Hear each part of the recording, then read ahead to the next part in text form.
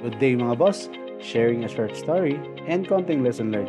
Last week, na-schedule na yung area ko for land prep, kaya I was very happy kasi matatanggalan na yung pressure and at last, nakapag-start na ako.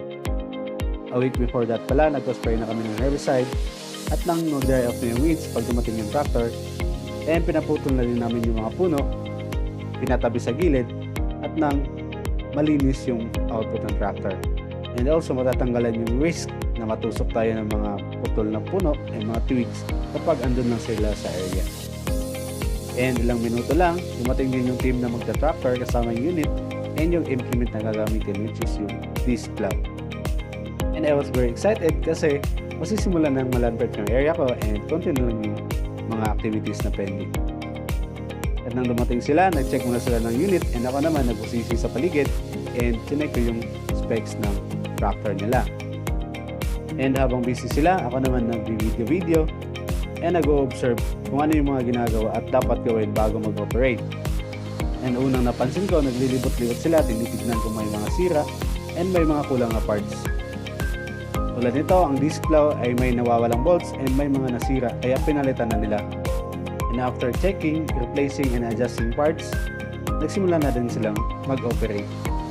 Bumesto si Kuya sa gitna kasi gusto niyang hatiin yung feed.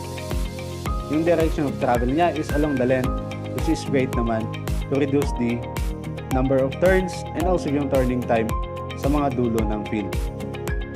Tulong din ito to increase field efficiency and mas mabilis matapos yung operation. Tinay ko yung output, which is okay naman.